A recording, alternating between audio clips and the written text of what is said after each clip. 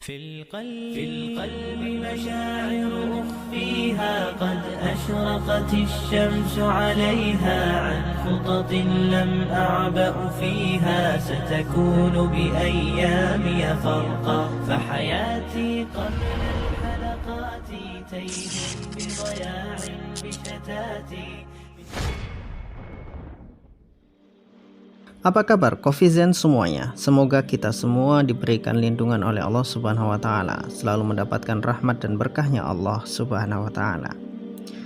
Sahabatku yang dimuliakan oleh Allah Subhanahu wa taala, berbicara tentang wanita, maka Islam adalah satu-satunya agama yang betul-betul menjunjung tinggi harkat dan martabat seorang wanita.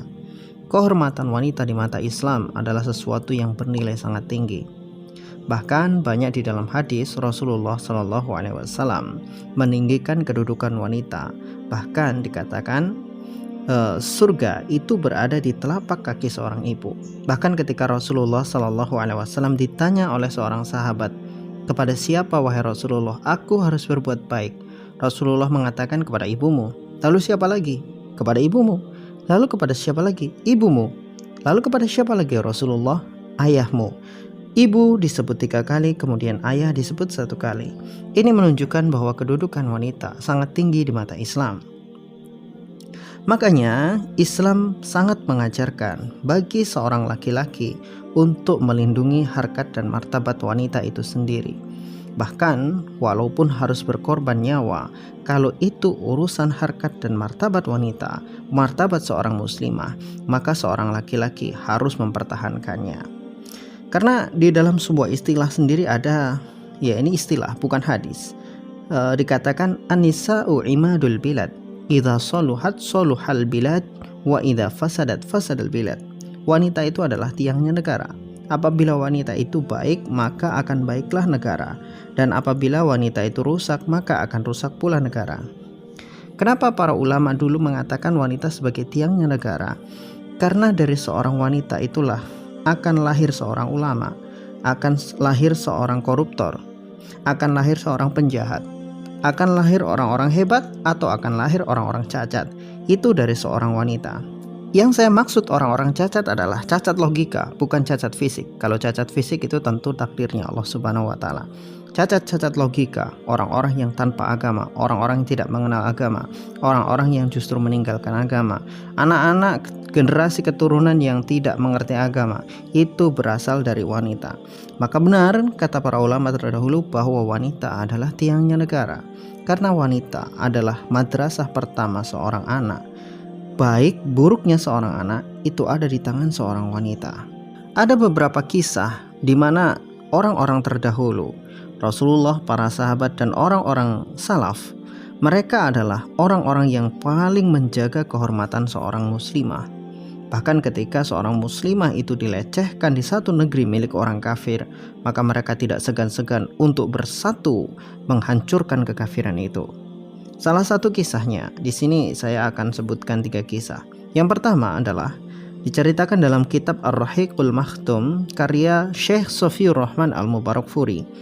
Dulu ada seorang muslimah yang datang ke pasarnya orang-orang Yahudi Bani Qainuqa. Ia kemudian duduk di pengrajin perhiasan. Tiba-tiba beberapa orang di antara mereka hendak menyingkapkan kerudung yang menutupi wajahnya. Diam-diam tanpa diketahui muslimah tersebut, pengrajin perhiasan itu mengikat ujung jilbabnya, dan ketika wanita itu bangkit, auratnya seketika itu juga tersingkap. Maka muslimah itu pun spontan berteriak, dan seseorang muslim yang berada di dekatnya melompat ke pengrajin perhiasan itu dan membunuhnya. Orang-orang Yahudi pun kemudian membalas dengan mengikat laki-laki muslim itu dan membunuhnya pula. Dan kejadian itu membuat Rasulullah SAW marah. Kemudian Rasulullah SAW mengepung Bani Qainuqa hingga 15 hari, dan atas izin Allah Subhanahu wa taala kaum muslimin menuai kemenangan dan orang-orang Yahudi pun berhasil dihancurkan. Rasulullah SAW saat itu hampir menghukum seluruh mati kaum laki-laki dari kalangan Yahudi itu. Sebab sebelum kejadian itu, orang-orang Yahudi sudah banyak melanggar perjanjian-perjanjian antara mereka dengan kaum muslimin, sehingga wajar jika Rasulullah SAW hendak menghukum mereka. Namun keputusan itu berubah karena orang-orang munafik seperti Abdullah bin Ubay mendesak Rasulullah SAW untuk memaafkan mereka. Dan akhirnya Rasulullah SAW pun bermurah hati dan memerintahkan Bani Qainuqa untuk pergi sejauh-jauhnya dan tidak boleh lagi tinggal di Madinah. Kisah yang kedua itu terjadi pada masa Khalifah Al-Mu'tasim Billah, Khalifah ke-8 dari dinasti Abbasiyah. Kota Amuriyah yang dikuasai oleh Romawi saat itu berhasil ditaklukkan oleh Al-Mu'tasim, dan pada penyerangan itu ada sekitar 3.000 tentara Romawi tewas dibunuh dan sekitar 30.000 lagi menjadi tawanan. Dan itu di antara faktor yang mendorong penaklukan kota itu adalah karena adanya seorang wanita muslimah dari kota pesisir yang ditawan di sana. Ia berseru, "Wahai Muhammad, wahai Mu'tasim, selamatkanlah kami." Setelah informasi itu didengar oleh khalifah, ia pun segera menunggang kudanya dan membawa bala tentaranya untuk menyelamatkan wanita tersebut dan menaklukkan kota tempat wanita itu ditawan. Setelah berhasil menyelamatkan wanita itu, Al-Mu'tasim mengatakan, "Kupenuhi seruanmu, wahai wanita." Kemudian kisah yang ketiga dikisahkan tentang Sultan Al-Hajib Al-Mansur, salah seorang dari pemimpin daulah Amiriyah di Andalusia yang dulu menguasai Eropa. Ia menggerakkan pasukan secara utuh dan lengkap untuk menyelamatkan 3 wanita muslimah yang menjadi tawanan di kerajaan Navarre. Saat itu kerajaan Navarre terikat perjanjian dengan Al-Hajib Al-Mansur, yang salah satu perjanjiannya adalah pihak kerajaan Navarre tidak dibenarkan menawan seorang kaum muslimin atau menahan mereka. Kisah ini bermula ketika seorang utusan sultan pergi menuju kerajaan Navarre. Saat sang utusan itu berjalan mengelilingi kota dengan Raja Navarre, ia menemukan 3 seorang wanita muslimah di dalam satu gereja. Utusan itu pun akhirnya mengetahui bahwa ketika wanita muslimah tersebut ditawan di dalam gereja tersebut.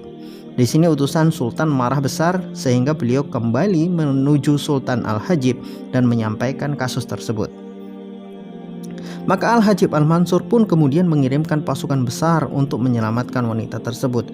Dan betapa kagetnya Raja Navarre ketika melihat pasukan yang siap berperang tersebut. Kemudian dia berkata, "Kami tidak tahu ada apa dengan kalian, padahal antara kami dengan kalian terikat perjanjian untuk tidak saling menyerang.